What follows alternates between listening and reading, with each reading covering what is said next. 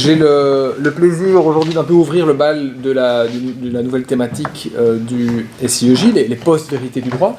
J'ai refait circuler le petit document, je ne sais pas s'il est pas encore arrivé partout, il est en train de tourner, que j'ai fait 15 copies, je ne sais pas si ce sera suffisant, mais enfin, vous l'avez déjà reçu, un certain nombre d'entre vous, qui était le document que j'avais présenté début juillet, qui visait à brosser un petit peu les différentes potentialités de cette thématique. Je ne vais pas évidemment ici tout redéplier, mais enfin, cette première séance un peu introductive, il avait été un peu convenu avec Yochum, Diane et Jérémy qu'on allait essayer de poser un certain nombre de jalons théoriques. Oui, de ballons d'essai sûrement. Donc forcément, mais je vais moi-même intégrer mon intervention dans certaines cases, si vous voulez, de ce tableau à diverses entrées. Donc c'est pour ça que je voulais donner pour un petit peu garder ça, disons, en toile de fond.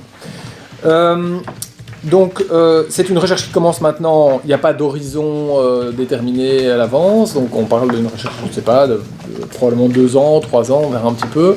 Alors vous savez comment généralement on fonctionne, c'est des intervenants qui se succèdent ici toutes les 2, 3 semaines, 4 semaines, ça dépend un peu des périodes.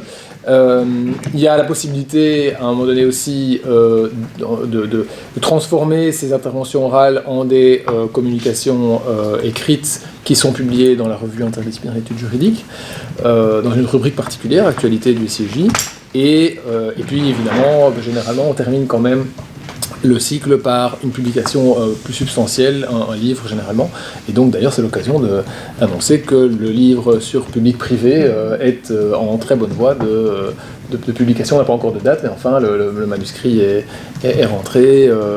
Merci beaucoup aussi encore à Diane d'avoir fait tout le travail de toilettage final. Enfin voilà, c'est un travail d'équipe et on y arrive, et merci à tous d'avoir rendu vos contributions dans les temps. Voilà, donc j'entame sans plus tarder. Donc, pour rappel, un petit rappel d'abord de ce schéma général de la recherche collective. L'idée vient d'abord des différents éléments d'actualité. Le premier, c'est un élément d'actualité lié à Saint-Louis. C'est la fameuse clinique des surligneurs dont vient de parler Marie-Sophie. Donc, je ne reviens pas sur tout l'historique, mais donc l'idée, c'est que depuis le mois d'octobre, maintenant, on a une petite clinique d'étudiants, enfin un groupe d'étudiants qui font de la veille médiatique au niveau belge et qui essayent d'identifier les propos tenus par des acteurs politiques, responsables politiques belges, et qui seraient problématiques sur le plan juridique, qui seraient faux, éventuellement, ou, disons, en tout cas, pas clairs, etc. Et donc, il y a un site à cet effet, et qui fonctionne bien, et c'est un peu une spin-off, disons, d'une initiative française qui est extrêmement dynamique, et donc on essaie de s'inscrire, enfin, vous essayez de vous inscrire avec Pierre-Olivier aussi dans ce sillage. Et donc, ça pose évidemment la question directement, qui est de dire, mais qu'est-ce que c'est comment est-ce qu'on va dire qu'un discours juridique est faux, une position juridique est fausse, c'est quand même délicat, on le sait, le droit est fort à faire d'interprétation, donc ça éveille directement évidemment l'intérêt des théoriciens du droit.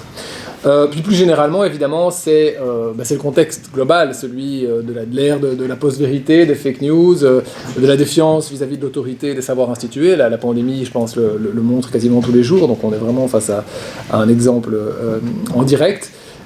Et la question de son traitement par le droit, et de rapport que le droit peut avoir avec ce phénomène, à la fois parfois peut-être en favorisant certaines manifestations, et d'autre part, parfois en réprimant d'autres. Alors, l'idée aussi, c'est que pour comprendre évidemment ces phénomènes actuels, ces faces émergées, disons, de l'iceberg, il faut peut-être interroger plus profondément les rapports du droit à la vérité. Et c'est dans ce cadre-là que j'avais proposé une grille d'analyse dans ce petit plan exploratoire à 2 entrées, qui en fait schématise très fortement évidemment, mais ce sera quand même mon fil rouge ici, 2 approches de la vérité, qui se concurrencent tant dans les discours sur le droit que dans les discours du droit. Alors c'est une concurrence qui n'a rien de propre au droit évidemment. C'est une concurrence qui a une très longue tradition philosophique, très ancienne, antique déjà, avec des controverses entre Platon et les sophistes, la querelle des universaux au Moyen-Âge, opposant nominalistes et réalistes, reprend finalement cette problématique, et elle a été remise au goût du jour très fortement au XXe siècle, et au XIXe déjà, et surtout au XXe, par le fameux pragmatisme. Charles Peirce, William James, en étant un petit peu les fondateurs, puis James Dewey, et surtout la fine pointe qui, à mon avis, est la plus intéressante pour notre propos ici, à la fin du XXe siècle, avec quelqu'un comme Richard Rorty. J'y reviendrai tout à l'heure. Il y a aussi, à mon avis, des liens avec des traditions beaucoup moins anglo-saxonnes, beaucoup plus proches de nous. Foucault, Martin en parlera dans une séance antérieure, donc évidemment je n'en dirai rien. Il y a encore d'autres noms, évidemment, qu'on pourrait citer dans toute cette atmosphère, disons, de la déconstruction. Alors, quelles sont, donc, très schématiquement, ces deux conceptions de la vérité? La première, c'est ce que les pragmatistes eux-mêmes appellent la vérité-correspondance, pour s'y opposer. C'est-à-dire la vérité conçue comme l'adéquation à un référent, à un donné objectif, à un donné extérieur. Le cadre de cet exercice de véridiction, c'est la réalité. Donc la vérité est comprise comme une correspondance avec la réalité. Et son horizon est l'exactitude. L'exactitude, nous dit Larousse, c'est le caractère de ce qui est conforme à la vérité, à la réalité, ou au minimum l'adéquation. C'est intéressant aussi, le terme adéquation, nous dit Littré, c'est ce qui est égal à l'objet, qui recouvre l'objet, qui correspond parfaitement à son objet, dit Larousse. C'est en anglais, on pourrait dire it matches, ça correspond. La seconde conception est celle qu'on pourrait appeler la vérité construction, qui dénie l'existence d'un référent extérieur et objectif, ou à tout le moins qui dénie la possibilité d'y accéder, et qui donc met en doute l'utilité même du postulat, disons, et qui considère que le seul point de repère, le seul étalon qu'on puisse jamais avoir, c'est le langage lui-même et la communauté langagière qui le pratique. C'est la veine notamment empruntée par les pragmatistes, évidemment, et certains néo-pragmatistes, comme Rorty, justement, vont très loin, et ils estiment que cette notion de vérité est inutile, voire elle est même un leurre, dès lors qu'est vrai simplement ce qui est justifiable. Ce qui est justifiable au point de faire consensus à un moment donné parmi les pairs, parmi les peers, les membres d'une même communauté. Et il tire, de manière assez logique, il est très cohérent à mon avis, la conclusion qu'il n'y a pas de différence finalement entre vérité et croyance. Après tout, une croyance, elle est fondée sur certaines raisons, et sur l'idée que ces raisons, évidemment, sont meilleures que celles qui militeraient dans le sens de la croyance inverse. Donc finalement, une croyance, c'est quelque chose qu'on pense, et on ne peut pas aller plus loin que penser en raison de bonnes raisons. Alors, l'horizon de cette vérité-là me semble être, ici, non pas l'exactitude, mais la pertinence. Une notion qui est intéressante parce qu'elle renvoie à l'insertion dans un tout qui n'est pas cette fois-ci la réalité, mais qui est un système. Donc le cadre ici, c'est le système, l'horizon, c'est la pertinence. Larousse parle d'un élément pertinent comme d'un élément linguistique qui joue un rôle à l'intérieur d'un système, d'une structure. Pertinere, revenir à, appartenir à, intéresser, concerner. Et par ailleurs, ce mot pertinent est évidemment intéressant parce qu'il renvoie aussi à un type d'acte-parole qui est orienté vers une certaine forme d'approbation. Donc on est bien dans une logique de justification au sens, on entend, Dworkin. Littré dit d'ailleurs, à propos de la pertinence, est convenable à ce qu'on veut prouver. Votre question est pertinente, elle fits, pour le dire comme Dworkin, j'y reviendrai, et non plus elle matches. Donc on voit évidemment tout de suite le lien de parenté que peut entretenir cette conception critique de la vérité, que certains qualifieraient, à mon avis à tort, de postmoderne, une conception qui est aussi défendue par quelqu'un comme Barbara Cassin, si je ne m'abuse, plus près de nous. Le lien entre cette conception et le discours actuel sur la post-vérité. Ce qui compte finalement, en tout cas dans la version, je dirais, vulgarisée et simplifiée, qui peut-être a pu attiser ces discours simplifiés, c'est la force de conviction. Ce qui compte, c'est la force de conviction, elle-même dépendante de la sincérité, évidemment, de l'auteur de la phrase. Arendt a pu consacrer des pages très intéressantes à ce culte de la sincérité à l'époque moderne, qui ne vient pas des grands récits religieux. Et donc dépendante de la sincérité, et dépendante aussi, évidemment, notamment de l'ancrage dans des attentes implicites du public auquel on s'adresse. On voit évidemment toute la déviation et les dangers possibles. Ce dont il faut se méfier à l'inverse, c'est la vérité officielle, celle imposée par l'autorité, et ça, c'est quelque chose qu'on va retrouver en toutes lettres chez quelqu'un comme Rorty. Méfiance vis-à-vis de l'autorité.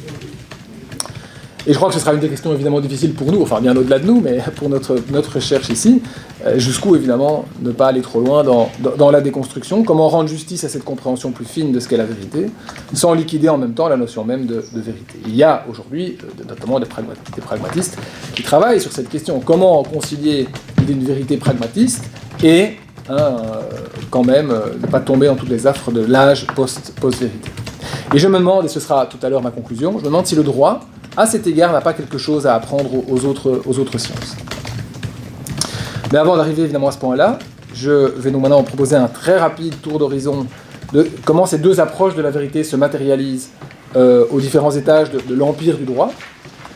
Au niveau de la philosophie du droit d'abord, donc c'est-à-dire du quid ius, qu'est-ce que le droit, tout simplement. Donc vraiment un discours de vérité sur le droit. Au niveau du raisonnement juridique ensuite, quid iuris, qu'en est-il du droit applicable dans ce cas-ci, quelle est la norme applicable, quelle est la bonne réponse. Et puis enfin au troisième niveau, mais celui-là je ne vais pas l'aborder par manque de temps et aussi parce que je crois qu'il va faire l'objet de beaucoup d'autres contributions par la suite, au niveau même du traitement juridique des faits, ou du monde vécu, c'est l'idée de la vérité judiciaire, etc. Enfin, donc ce que dans le petit texte, ici, dans le petit schéma là, j'avais appelé, en paraphrasant Foucault, le régime juridique de la vérité. J'en traiterai pas donc, je renvoie simplement pour ceux que ça intéresse, parce que je l'ai trouvé là-dessus avant-hier, aux quelques pages vraiment lumineuses de Bruno Latour dans La Fabrique du droit, page 234-259, le rapport au vrai dans la science et dans le droit. C'est vraiment 20 pages, 25 pages qui se lisent avec délectation, et voilà, pour ceux qui voudraient un peu des références pour rentrer dans cette thématique, je crois que là, elle est vraiment incontournable. Juste encore un point avant vraiment de rentrer dans cette explicitation. Évidemment, ce que je vais dire ici est très basique, donc je vais vraiment faire un survol très très général et beaucoup trop simplifié évidemment d'un énorme nombre de courants de théorie du droit, et donc toutes mes excuses pour le caractère très grossier de ce que je vais dire. C'est pas que des précautions oratoires, je crois qu'il faut... C'est tout le problème évidemment de ce genre de recherche. À un moment donné, on est obligé un peu de caricaturer, de rigidifier les positions des uns et des autres pour les faire rentrer dans des cases, parce que tous ces gens, évidemment, ont des pensées extrêmement fluides et évolutives. Et donc voilà, évidemment, ma classification est évidemment controversable. Voilà, alors je commence sur le discours de vérité sur le droit. Et donc, pour celui-là déjà, donc je vais distinguer d'un côté les approches qui relèvent plus, à mon avis, d'un type d'approche vérité-correspondance. Donc, il existe une essence objective du droit, et une approche plus vérité-construction. S'agissant de la première, vérité-correspondance, je crois qu'il y a deux grandes traditions. La première me paraît relativement peu contestable, quoique, c'est la tradition jus naturaliste, évidemment, pour laquelle l'essence objective du droit, c'est la justice. Le droit, c'est la justice, entendu comme valeur ou comme vertu, dont le contenu est indépendant, en tout cas en partie, de la volonté humaine, mais qui est quand même accessible, plus ou moins, à son entendement, soit par la révélation, du naturalisme de type religieux, soit par l'exercice de la raison pratique. Et on va là du jus naturalisme grec jusqu'à celui le plus contemporain d'un John Finnis aux États-Unis. Il y a un rapport à la vérité là qui est plus ou moins assumé, plus ou moins décomplexé, évidemment, mais quand même, il y a quand même cette idée qu'il existe un droit véritable, un noyau véritable de règles, un référent extérieur du droit, à l'aune duquel on peut mesurer l'adéquation du droit positif. Adéquation. Je prends deux exemples parmi tant d'autres tirés du magnifique syllabus de Jérémie, qui m'a beaucoup aidé à préparer cette partie-là de l'exposé. J'ai préparé un magnifique syllabus de droit naturel dont je ne saurais que recommander la lecture. Un premier exemple qui vient des lois de Cicéron. La loi véritable et primitive est la droite raison du Jupiter suprême. La loi véritable. Et pourtant, chez les nations, que de décrets pernicieux, empoisonnés, qui ne méritent pas plus le titre de loi que les conventions d'une assemblée de brigands. Je reviendrai sur cette assimilation d'ailleurs avec les brigands On y reviendra. Deuxième exemple, saint Augustin dans la Cité de Dieu. La véritable justice n'existe que dans cette république dont le Christ est le fondateur et le gouverneur. Alors, tous ne vont pas nécessairement aussi loin, tous ne vont pas jusqu'à non plus reconnaître un droit de désobéissance civile, comme le fait Locke, mais certains alors reconnaissent à la loi naturelle une fonction de correctif. C'est le cas notamment d'Aristote, qui considère que l'équité est un correctif de la loi, il est de nouveau de corriger quelque chose au regard forcément d'un référent extérieur.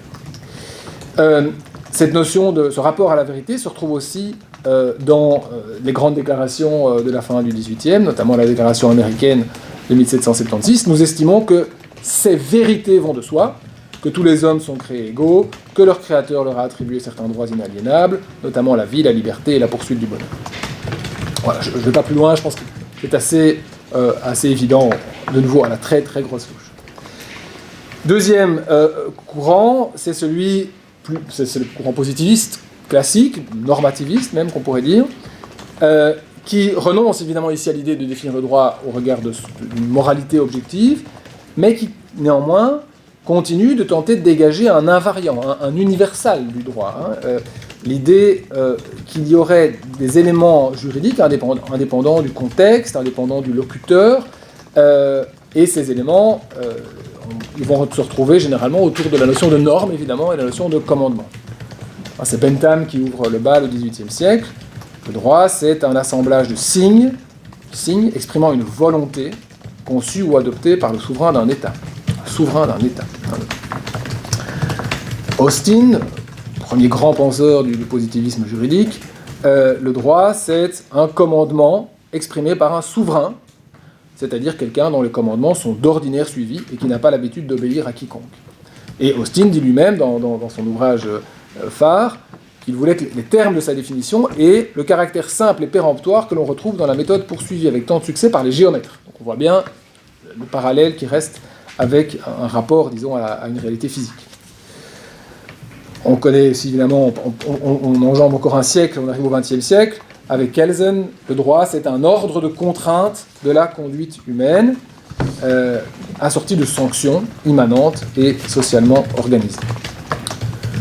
Toutes ces définitions sont discréditées par un auteur comme John Finnis, qui estime qu'elles sont basées sur des méthodologies naïves, fondées sur une sorte de raisonnement a priori, sans réelle méthode. On va un petit peu intuitivement dire « Ah, ben tiens, ça ressemble à ce qui se passe là, dans tel droit. » Et on se dit « En fait, il y a un invariant droit qu'on peut retrouver dans toutes ces caractéristiques. » Certains auteurs sont évidemment plus subtils, font des concessions à l'idée de vérité construction.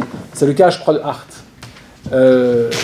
Alors, on connaît bien sa définition de l'ordre juridique comme union complexe de règles primaires et de règles secondaires. Donc, les règles primaires, règles de comportement, règles secondaires, les règles qui permettent d'identifier les règles primaires, la règle de reconnaissance, et qui permettent ensuite de les modifier et d'obtenir leur respect.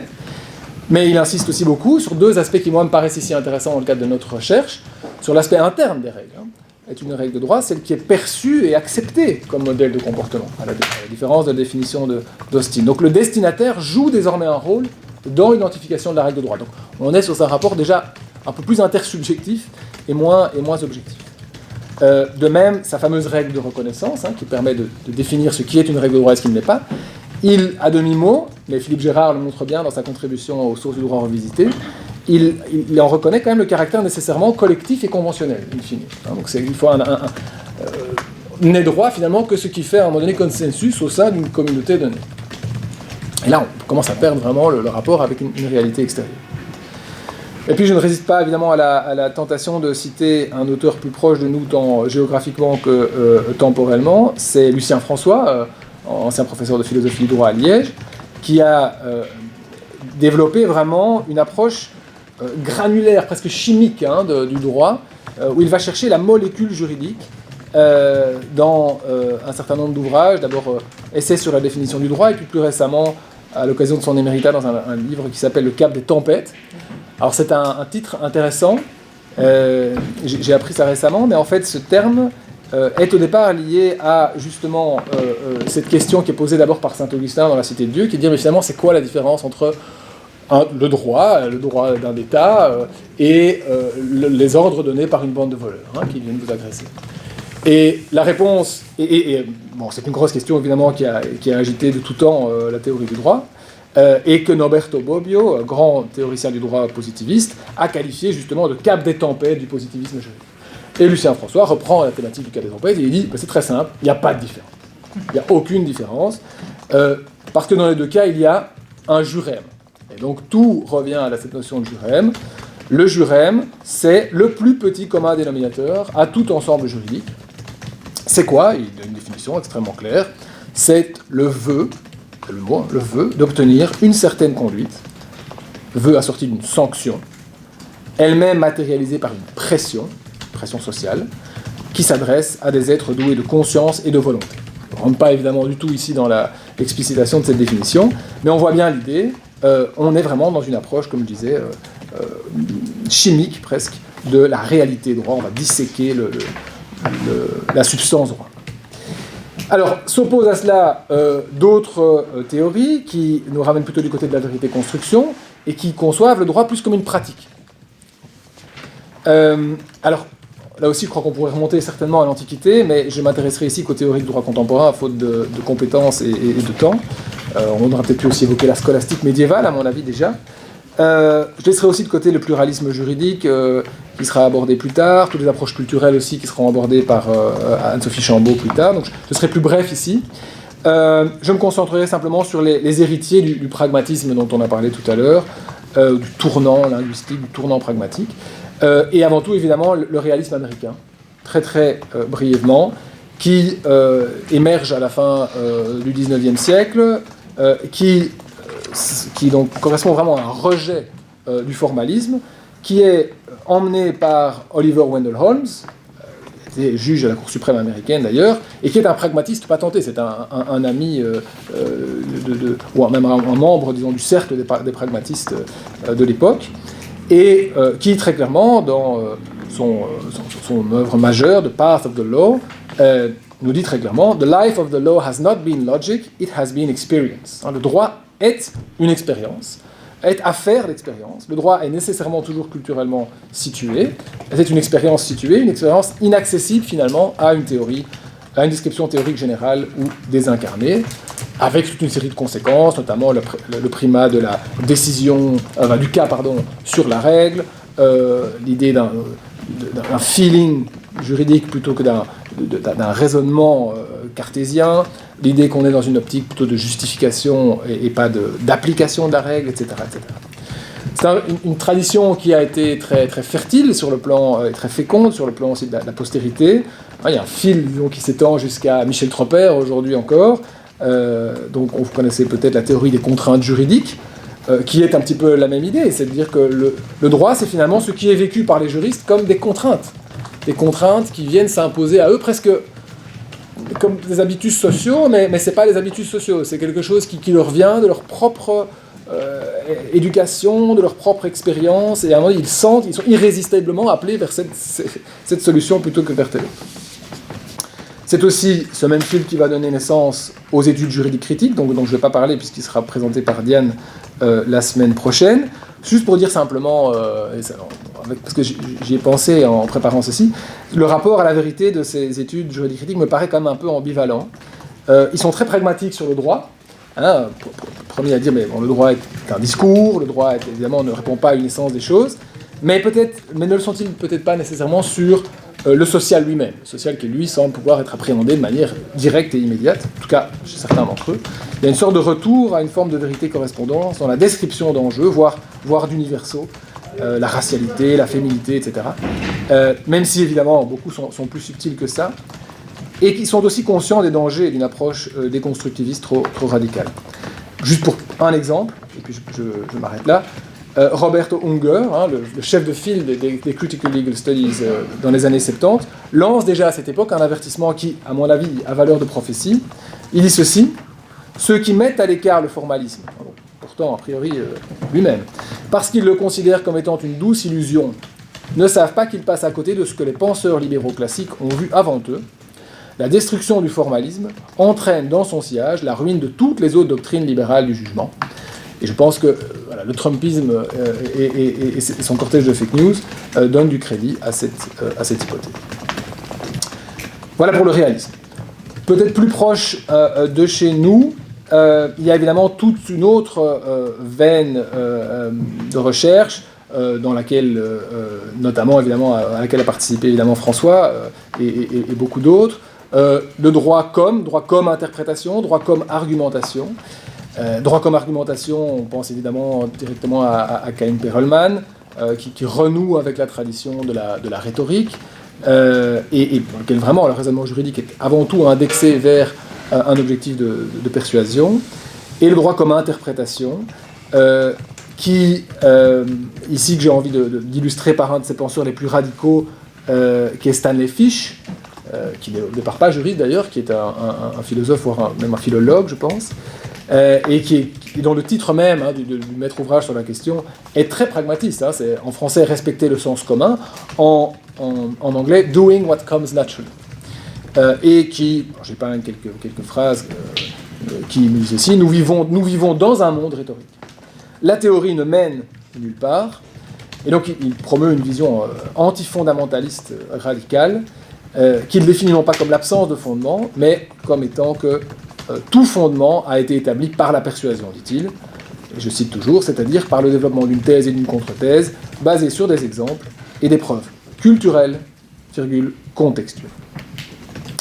Il y a évidemment, j'ai envie de reciter ici, même si l'ordre n'est pas très cohérent, le lumineux Latour, qui fait quelque part le chemin inverse à Hart, qui part d'un point de vue logologique, disons déconstructif, avant de renouer avec une forme d'ontologie. Il nous dit ceci: il semble qu'il y ait du droit lorsqu'il est possible de mobiliser à propos d'un cas d'espèce, aussi minuscule qu'il soit, une certaine forme de totalité. Et c'est ça qu'on appelle le droit. Il dit encore, le droit est à lui-même son propre métalangage. Et donc à tout prendre, il se range plutôt du côté des internalistes, de ceux qui croient à la logique interne du droit, plutôt que des sociologies critiques. C'est évidemment tout à fait intéressant. Un dernier mot sur cette veine-là, et c'est évidemment pour évoquer Dworkin, mais qui est, à mon avis, inclassable, comme toujours, parce que d'un côté, il va critiquer ce qu'il appelle le dard sémantique des positivistes. Il estime que les positivistes, en fait, évacuent le problème du sens et ramènent tous les problèmes de droit à des questions de fait. Est-ce que la norme a été adoptée dans les bonnes conditions? Est-ce que la procédure a été bien respectée? Quelle norme est arrivée en premier? Quelle norme est supérieure à l'autre? Tout ça, ce sont des questions de fait. Donc il rejette évidemment ce rapport trop simple du droit à la réalité, au nouveau ce rapport droit-vérité, et il va construire sa propre version du droit comme pratique interprétative. Il nous dit, alors c'est dans la traduction française qui est extrêmement mauvaise, comme tout le monde le sait, le droit est un concept d'interprétation, c'est un interpretive concept. Les théories générales du droit sont autant d'interprétations générales de notre pratique judiciaire. Et puis plus intéressant encore, il dit « L'empire du droit se définit par une attitude, et non pas par un territoire. » Mais, et c'est là qu'il est intéressant parce qu'ambigu, et là il a un rattachement évidemment fort au droit naturel, qu'il admettra lui-même d'ailleurs, cette attitude, quand je parlais du droit, est une attitude constructive. Je cite, « Elle vise à superposer le principe à la pratique pour montrer la meilleure voie vers un meilleur avenir, tout en respectant comme il convient la fidélité au passé. C'est une attitude fraternelle, une expression de la façon dont nous sommes unis dans une collectivité, tout en étant divisés sur nos projets, nos intérêts et nos convictions. » Donc il y a évidemment un élément là de contenu assez fort. Voilà pour la première partie, droit, vraiment la partie du quidius, le discours de vérité sur le droit. Deuxième partie, le droit comme discours de vérité, un droit comme discours qui secrète la bonne réponse, avec là encore donc les deux versants, vérité correspondance, vérité construction. Bon, la vérité correspondance ici me paraît tenir dans l'idée que il y a une bonne réponse, et c'est une réponse qui est pas simplement bonne au sens de intéressante, pertinente, convaincante, on y reviendra, mais de correcte. La réponse elle est correcte. La réponse en droit correcte en droit existe, et elle se découvre au regard d'un étalon, d'un point de repère externe et suffisamment fiable pour être digne de confiance. Alors ce qui est intéressant, c'est qu'évidemment, dans les différentes théories que je vais énumérer ici, il y a très souvent une version faible et une version forte qui coexistent. La version faible, c'est, oui, cette réponse correcte existe, mais on n'est jamais sûr de l'avoir trouvée. La version forte étant évidemment l'inverse, elle existe, et en plus de ça, elle est accessible, plus ou moins aisément. Alors, trois grands exemples, ou trois grandes catégories. Je dirais qu'il y a ces théories qui se ramènent, ou qui se raccrochent, disons, à une approche métaphysique, et qui forcément vont s'accrocher à la morale. Les deuxièmes vont se raccrocher au texte, dans une approche plus philologique, et les troisièmes vont se rattacher à la société, dans une approche plus sociologique. Alors sur la morale, vous me voyez venir évidemment de loin.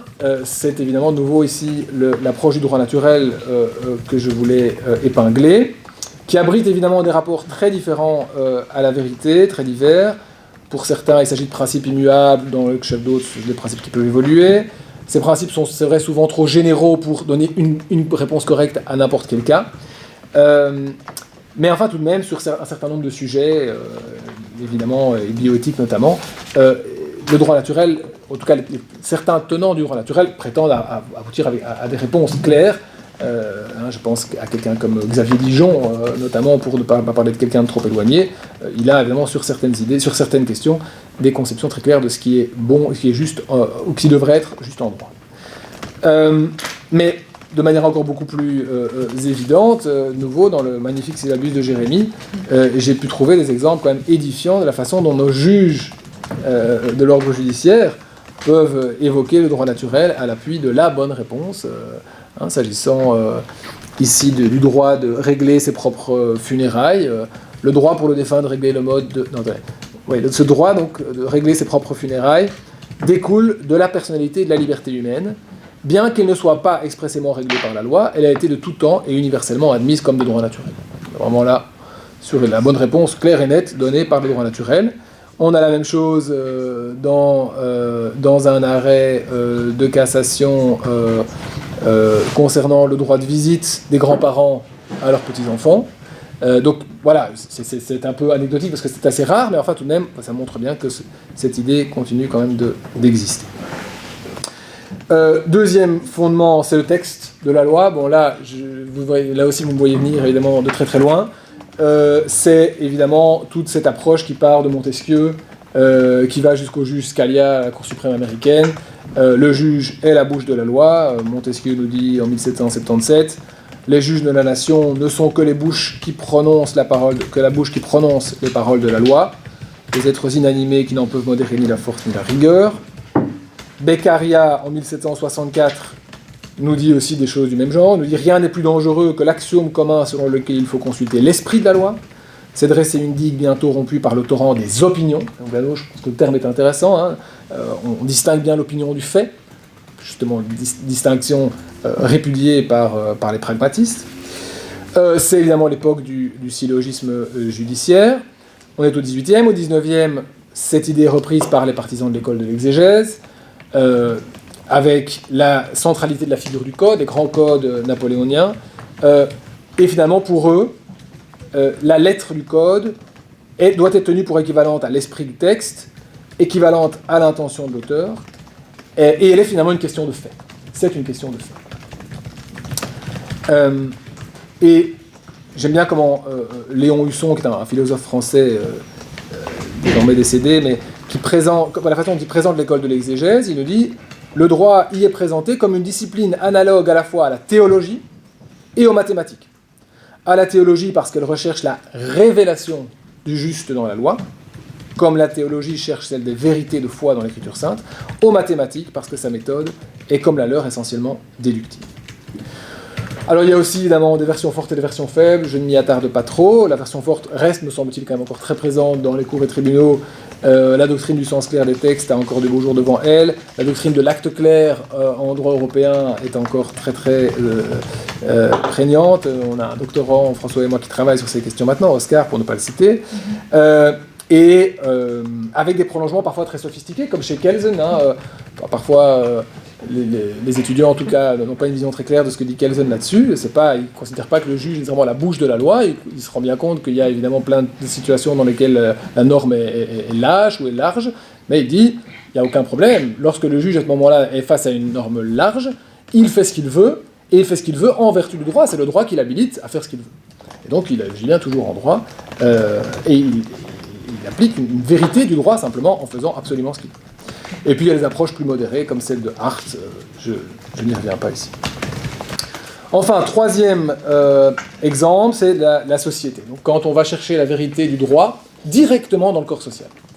Ça peut paraître un peu bizarre, évidemment, aujourd'hui de le dire, quoique, mais c'est évidemment une théorie qui est fort à la mode à la fin du 19e, au début du 20e siècle, dans un certain nombre de pays, en Allemagne, avec la fameuse jurisprudence des intérêts, en France, évidemment, avec les grands noms des juristes français de l'époque, Génie, Oriou, Duguy, Saleil, en Belgique aussi, Henri Depage, Van der Reyken, le procureur général Leclerc, tous ces gens considèrent qu'il faut prendre ses distances par rapport au formalisme classique et qu'il faut appliquer, disons, l'approche que préconise Auguste Comte en matière de positivisme. Donc, ce n'est pas le positivisme juridique, évidemment, ici, on parle de positivisme scientifique. Il faut, disent-ils, arriver à faire de la sociologie normative. C'est-à-dire que la sociologie est considérée à cette époque comme la science qui est le sommet, disons, de la démarche scientifique.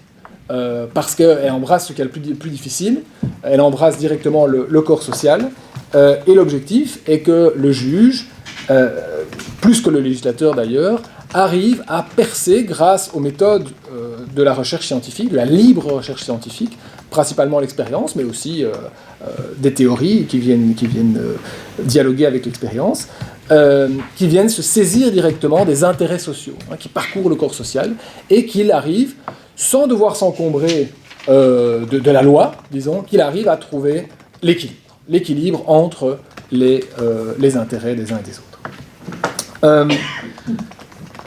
C'est une approche évidemment très radicale, qu'on retrouvera aussi aux États-Unis avec la Sociological Jurisprudence d'un Roscoupon dans les années 20, et qui ne va jamais vraiment en réalité aboutir.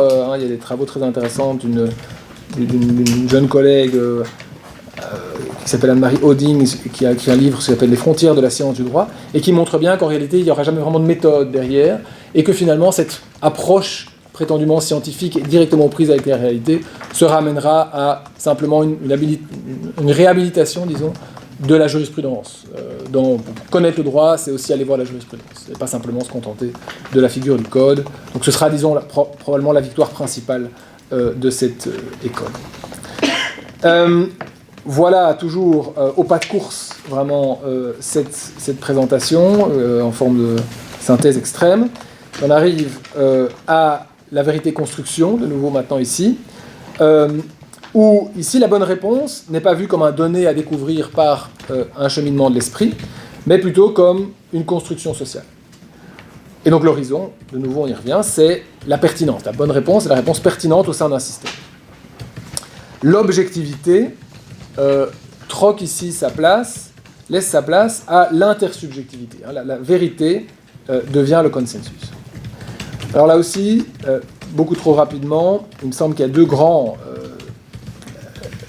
moyens, disons, d'obtenir ce consensus à lire les théories modernes, par le langage, évidemment, d'abord. Avec là aussi des versions plus ou moins radicales, plus ou moins orientées vérité-construction. La moins radicale, sans doute, est celle qui continue à considérer quand même que le raisonnement juridique est d'abord interprétation. Et donc quand même avec un rapport au texte au départ, même si ce rapport au texte est enrichi, est complété, a un rapport aussi fait de prudence, etc.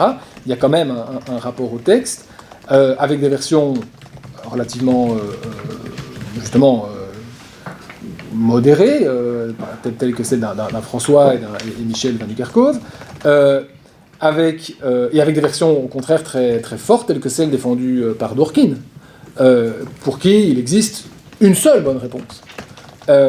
Ou en tout cas qu'il n'y a pas de raison d'écarter cette idée.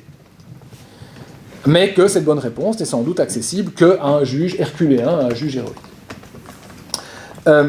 Et puis on n'arrive pas encore au deuxième pôle, mais on a des sortes de théories intermédiaires, telles que celle de la théorie de la concrétisation d'un Friedrich Müller en Allemagne, où on est là déjà vers quelque chose où il y a des éléments, et ces éléments doivent être mis ensemble pour arriver à une solution qui donc, est prise en regard d'éléments mis en amont, mais qui sont déjà plus fluides, moins monolithiques, disons, que ceux qui classiquement apparaissent dans une théorie de l'interprétation. Et puis enfin, il y a l'autre extrême, si je puis dire, celui justement du droit comme argumentation, droit comme rhétorique, où là, toute l'attention est tournée vers le récepteur. Donc l'objectif, c'est de convaincre l'auditoire, un auditoire universel, nous dit Perelman, et la question de la justification est vraiment la clé au regard d'une communauté interprétative.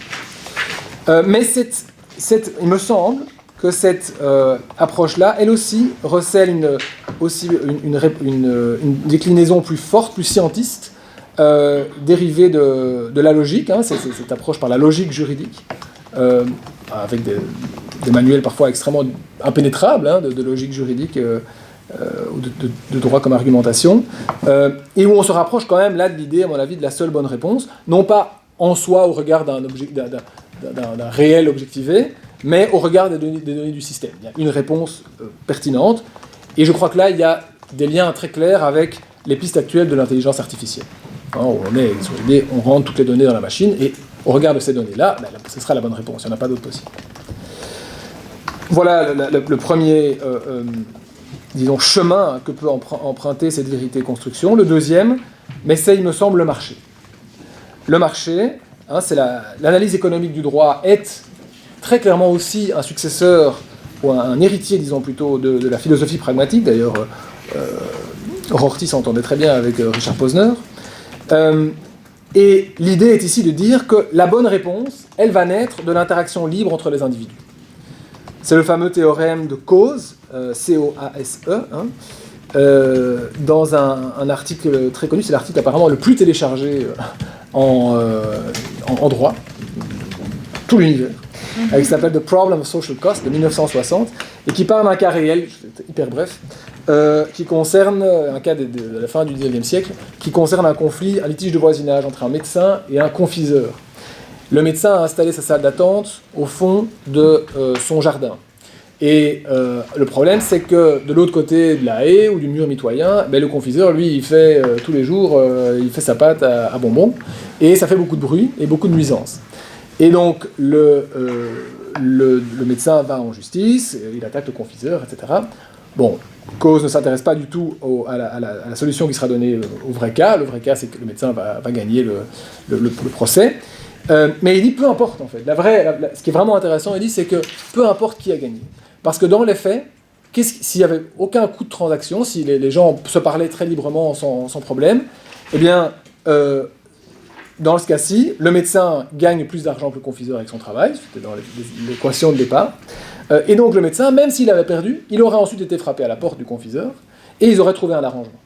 Ils auraient trouvé un arrangement parce que pour les deux, c'est plus intéressant que, évidemment, l'espace soit utilisé de la manière optimale sur le plan économique, et donc que le médecin continue son activité, et pas le confiseur. Et ce serait, voilà. Donc, évidemment, ils n'auraient pas nécessairement tous les deux gagné la même chose in fine, mais par contre, la ressource aurait été optimisée, l'espace aurait été optimisé. Et donc, dit-il, le droit n'a plus vraiment, doit arrêter avec sa propre prétendue rationalité, il doit laisser faire la rationalité des personnes. Les personnes savent ce qui est bon pour elles. Et c'est en ce sens qu'on est dans une logique très pragmatique, et le droit doit limiter au maximum les coûts, disons, d'interaction entre les personnes, doit favoriser l'échange d'informations, etc., etc. Et si vraiment il n'est pas possible pour ces personnes de se rencontrer et d'arriver à un accord, alors le droit doit imiter ce qu'aurait fait une analyse, ce qu'aurait fait le marché s'il avait pu fonctionner. Voilà, ma conclusion, parce qu'il est déjà moins 10, je suis désolé, mais c'est difficile de dire autant de choses en si peu de temps. Conclusion, vraiment sous forme de points d'interrogation. C'est quelques idées que je livre en bataille. Que retirer de tout ça ? J'ai l'impression que la dichotomie vérité-construction, vérité-dévoilement ou vérité-correspondance est éclairante, mais qu'évidemment elle doit être relativisée. Elle se conjugue en point de vue fort et en point de vue faible, et la différence finalement souvent tient au point de départ.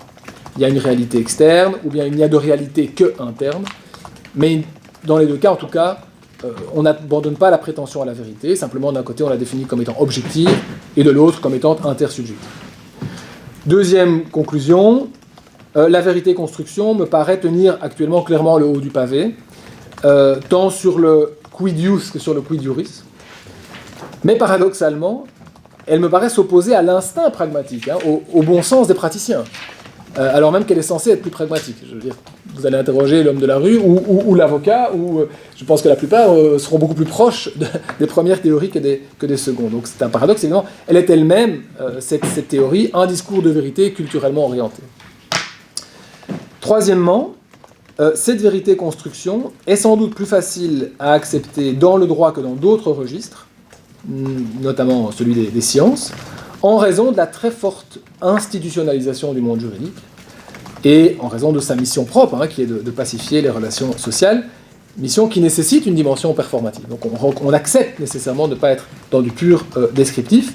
C'est particulièrement facile à accepter, je crois, au niveau du traitement juridique de la réalité, hein, donc le fait que la qualification juridique, que la vérité judiciaire, tout ça, soit en partie artificielle.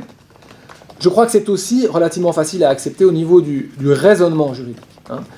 Les gens, entre guillemets, peuvent assez facilement comprendre que le droit s'enferme dans des frontières qui se donnent à lui-même, qui sont nécessaires pour stabiliser les attentes, pour générer la confiance. Et on a pu le voir, je crois, tous les problèmes que pouvait avoir le droit lorsqu'il devait emboîter le pas à la science classique. Hein, on l'a vu pendant la crise Covid. Lorsque la science évolue tous les mois ou tous les 2 mois, et que le droit essaye de suivre, c'est très difficile de s'adapter à une vérité scientifique qui vient en même temps éroder la vocation du droit à durer et à instituer. Aussi, je crois que ce rapport à la vérité-construction est plus facile à accepter pour les juristes de common law que pour les continentaux. Ça, c'est un tout autre débat, mais je pense qu'il y a plein d'éléments qui peuvent expliquer ça, à commencer par le style des arrêts, le fait que les juges de la Cour suprême américaine, par exemple, soient élus, enfin tout ça, évidemment, bat en brèche l'idée d'une discipline orientée vers la bonne réponse. Quatrièmement, cette montée en puissance du discours de la vérité-construction me paraît expliquer, évidemment, le cause lawyering et les usages militants du droit. Hein, le droit n'est plus cette forteresse inexpugnable et hermétique, mais aussi le succès, certainement, évidemment, des études juridiques critiques. Et peut-être aussi, d'ailleurs, le succès de l'interdisciplinarité. Et enfin, dernier point, mais ce qui, à mon avis, pour moi, est peut-être le plus intéressant pour notre recherche, mais c'est vraiment une hypothèse que je vous soumets. Il me semble que le droit, en ce qu'il est donc pionnier malgré lui, si vous voulez, dans la concrétisation de ces discours de post-vérité, peut-être donne certaines antidotes au risque d'un tel discours. Parce que c'est vrai, il faut reconnaître que c'est quand même pas évident pour le grand public de tenir ensemble les notions de vérité et de construction. C'est quand même un peu contre-intuitif. Ça reste le cas, quoi. On retombe vite, soit sur le dogmatisme de la vérité découverte, soit dans le nihilisme du « il n'y a pas de vérité ». Très difficile de tenir, à mon avis, ce fil. Et pourtant, c'est ce que fait le droit, et il le fait alors même qu'il est ce qu'on appelle un fait social total, dit Mauss. Sa vérité s'impose à tous, elle n'est pas comme la vérité des réseaux sociaux qui vient s'adresser à une petite tribu. Il le fait, et c'est d'autant plus étonnant que malgré tout ça, il échappe, me semble-t-il, très largement à la remise en cause massive de l'autorité et du pouvoir dans nos sociétés. Remise en cause de la tradition, de la religion, des politiques, des multinationales, etc. etc. Et mon hypothèse, mais voilà, vraiment que je vous jette comme ça, c'est peut-être parce que justement, il témoigne d'un rapport complètement décomplexé, complètement assumé à la vérité comme institution. Bourdieu nous dit, mais le droit, c'est une hypocrisie collective, et c'est reconnu comme tel. Donc il a peut-être des choses à apprendre aux autres discours de vérité, à commencer par le discours scientifique, et je crois de nouveau aux 3 niveaux que j'ai essayé de développer. Sur le plan du traitement juridique des faits, d'abord, il recourt tout le temps aux fictions et aux présomptions, on le sait bien, et ce sont des choses qu'on connaît aussi en sciences de la nature, les présomptions. Mais on le sait évidemment beaucoup moins, et on le dit beaucoup moins. Et elles traduisent évidemment ces notions-là, un rapport sain à l'idée d'une vérité instituée, qui pour certaines ne nie pas pour autant la volonté de s'approcher le plus possible de la vérité. C'est le cas de la présomption, qui est sur le mode du vraisemblable. À l'inverse peut-être de la fiction, qui se rapproche plus du pôle de l'utile. Pour prendre l'exemple assez paradigmatique de ces décisions dont parle Benoît Friedman dans un livre, du Congrès américain, qui va décider que la sauce tomate sur les pizzas servies dans les cantines américaines, ça vaut une unité de légumes. Voilà. Donc là, on est évidemment dans l'ordre quasiment de la fiction, mais on fait comme si parce que ça sert à un objectif, alors plus ou moins légitime, peu importe. Mais je trouve que ça donne à réfléchir. Si on pense maintenant à ce qui s'est passé avec la question du CST, par exemple, et de la vaccination. Hein. Vous vous souvenez, le discours officiel a été « il faut imposer le CST pour éviter les contaminations ». Alors c'est un discours qui a été très vite pris en défaut par les scientifiques eux-mêmes. Parce qu'ils ont dit, en fait non, les vaccinés eux aussi, ils contaminent les gens, etc., etc. Si on présente des choses autrement en disant non, mais on va présumer que c'est le cas pour les besoins de la vaccination. Hein, tout comme on présume que le mari est le père de l'enfant pour les besoins de la stabilité familiale. Mais on reconnaît le caractère institué de la vérité. Alors c'est vraisemblable, qu'il y a effectivement, mais il y a aussi un objectif derrière, on est aussi dans le registre de l'utile. Deuxièmement, sur le plan du raisonnement juridique, donc je passe au stade suivant, il y a évidemment le droit à apporter, à mon avis, toutes ces règles de procédure, ces règles d'indépendance, ces règles de révision que François a si brillamment mis en lumière. On n'est pas sûr d'avoir raison en droit, mais on prévoit toutes les garanties pour y arriver. On fait tout pour vous convaincre qu'on a fait tout ce qu'il fallait. On peut remettre en question la vérité premièrement dégagée, etc., etc. Alors, vous allez me dire, c'est ce qui se fait aussi en science, avec le fameux double blind peer review qu'on connaît tous, mais à un degré quand même moindre, avec moins de garanties. Et pour ne prendre que cet exemple que moi je connais maintenant assez bien, quand on voit comment aujourd'hui est traitée la question de la législation en matière, l'approbation en matière de pesticides, toutes les études sont faites par les industriels. Il n'y a pas d'études universitaires. Les études universitaires sont toutes mises de côté. On ne les regarde même pas. Ça, c'est la réalité, ça, je peux vous l'assurer. C'est extrêmement problématique. Donc, comment voulez-vous qu'en même temps, le public continue à croire dans une vérité scientifique, lorsqu'on lui parle, par exemple, du CST, etc., alors que, dans d'autres, ce même discours est discrédité en raison de l'absence suffisante de règles, de procédures, d'indépendance, de révision. Et enfin, sur le plan de la théorie du droit, là aussi, je pense qu'il y a quelque chose d'intéressant à apporter à la science, disons en général, c'est cette notion de communauté épistémique, qu'on connaît bien en science en général, évidemment, et qui est de dire, mais un énoncé est vrai une fois qu'il a été validé par une communauté épistémique.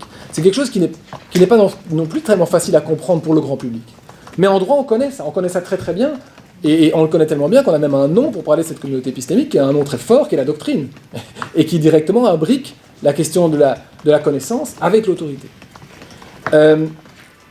Et donc voilà, c'est vraiment le mot de la fin pour moi, c'est le rapport du droit à la vérité, au fond, a pour lui de montrer que la notion de vérité est toujours liée à la notion d'autorité, même en science. Est reconnu comme vrai ce qui est validé par ceux qui font autorité. Et ça, je crois que c'est quelque chose voilà, que le droit peut apporter pour dessiller peut-être le public sur ce que peut être une vérité scientifique. Voilà, désolé, j'étais un peu long les 14 heures, mais voilà. Merci de m'avoir écouté.